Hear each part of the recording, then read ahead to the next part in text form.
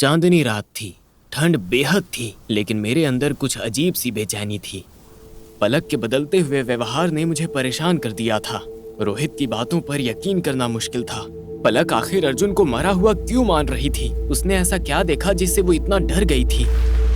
मैं medical tent से बाहर निकला और धीरे धीरे जंगल की ओर बढ़ने लगा, लेकिन तभी पीछे से किसी के आने की आहट हुई। मैं तेजी से मुड़ा। तू कहाँ जा रहा है सुमित? मेरे पीछे रोहित था। उसने सख्त लहजे में पूछा। मुझे अर्जुन को ढूंढना है, तू जा यहाँ से। तू पागल हो गया है? चीफ संजय पहले ही गुस्से में है। अगर उन्होंने देख लिया तो मुझे फर्क नहीं पड़ता। अर्जुन जिंदा है और मैं उसे अकेला नहीं छोड़ सकता।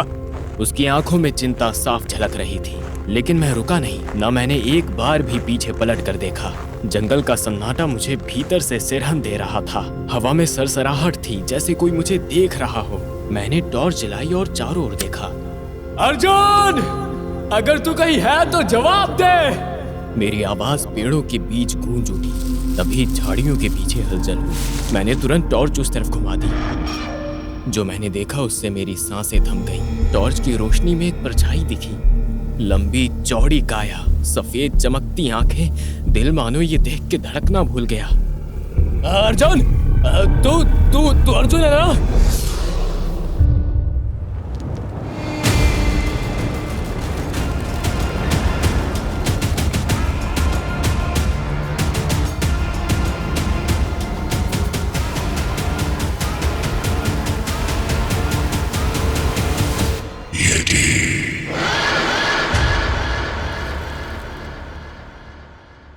अर्जुन, तू तू तू अर्जुन है ना?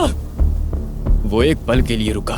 उसकी आंखों में वही नमी थी जो अर्जुन की आंखों में होती थी, लेकिन अगले ही पल वो भयानक गर्जना करते हुए मेरी ओर झपटा। नहीं अर्जुन, अर्जुन मैं तेरा दोस्त हूँ। मैं पीछे हटने लगा, लेकिन मेरे पैर कांप रहे थे।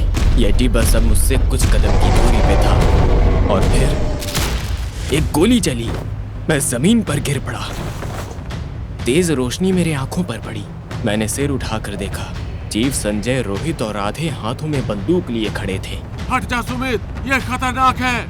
येटी ने जोर से दहाड़ लगाई और चीफ संजय की ओर झपटा। रोहित ने एक और गोली चलाई, लेकिन उससे कोई असर नहीं हुआ। सर, ये तो गोली से भी नहीं मरता। राधे की आवाज कांप रही थी।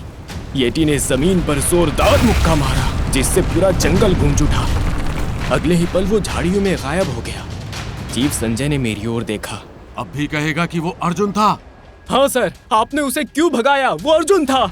मैं लगभग चिल्ला उठा। चीफ संजय ने ठंडी नजर डाली। अर्जुन मर चुका है सुमित। अगर वो अर्जुन होता तो हम पर हमला नहीं करता। मैं कुछ कह नहीं पाया, लेकिन मेरा दिल इस सच को मानने के लिए तैयार नहीं था। अर्जुन मर चुका है सुमित। अगर वो अर्जुन होता तो हम पर हमला नहीं करता। मेरी आंखें खुली। मैंने घबरा कर इधर उधर देखा। मैं अपने टेंट में था। मेरा शरीर पसीने से भीगा हुआ था। ये सब सिर्फ एक सपना था, लेकिन क्या ये वाकई सपना था? ये सवाल मेरे मन में बार बार आ रहा था। 15 दिन बीत चुके थे और आज मुझे फिर से ड्यूटी ज्वाइन करनी थी। आप मानेंगे नहीं, लेकिन पिछले 15 दिनों से मैं हर रात को एक ही सपना देख रहा था। ऐसा लग रहा था जैसे अर्जुन मुझे बुला रहा है। वो कुछ कहना चाहता है, लेकिन जब भी वो मेरे सामने आता या कुछ कह पाता, उससे पहले ही मेरा सपना टूट जाता। आज ड्यूटी पर लौटते ही मुझे खबर मिली कि कुछ दुश्मन घुसपैठिए बनकर बॉर्डर पार करने की कोशिश कर रहे हैं। मुझे और मेरी टुकड़ी को उन पर नजर रखने की जिम्मेदारी दी गई। रात के अंधेरे में गश्त लगाते हुए मैंने कुछ संदिग्ध लोगों को देखा। मैंने तुरंत कहा, रुको, कौन हो तुम? पहचान दो। अगले ही पल गोलियों की आवाज गूंज उठी। हमने भी जवाबी फायरिंग शुरू कर दी। कुछ ही देर में कुछ दुश्मन घायल होकर जमीन पर गिर पड़े। मैंने अपने सिपाहियों से कहा, इन्हें बेस कैंप में ले जाओ, मैं थोड़ी देर में लौटता हूँ। मुझे लगता है कि यहाँ कोई और भी छिपा हुआ है। लेकिन अकेले? मैं साथ चलता हूँ। नहीं, मेरी फिक्र मत करो। हम नहीं जानते कि इनके जैसे कितने हैं यहाँ पर। इन लोगों से हमें बहुत सारी जानकारी मिल सकती है। जल्द से जल्द इन्हें बैकअप ले जाओ और इनका इलाज करवाओ। इतना कहकर मैं अकेला जंगल की ओर बढ़ गया। अंधेरा घना था, चारों तरफ सन्नाटा पसरा था। कदमों की आहट भी मुझे खतरनाक लग रही थी। तभी झाड़ियों में कुछ हलचल हुई। मैंने अपनी राइफल संभाली और धीरे धीरे आगे बढ़ा। तभी मेरी नजर जमीन पर पड़ी एक चीज पर गई। अर्जुन, अर्जुन का बैज। मेरा दिल तेजी से धड़कने लगा। अर्जुन तो उस गुफा के आगे गायब हुआ था, फिर उसका बैज यहाँ कैसे? ये सिर्फ इत्तेफाक नहीं हो सकता। अर्जुन, तू यहाँ है क्या? तभी मुझे पीछे से किसी के पैरों की आहट सुनाई थी। मैं पलटने ही वाला था कि अचानक एक ठंडी हवा का झोंका आया और किसी की धीमी आवाज मेरे कानों में गूंज उठी।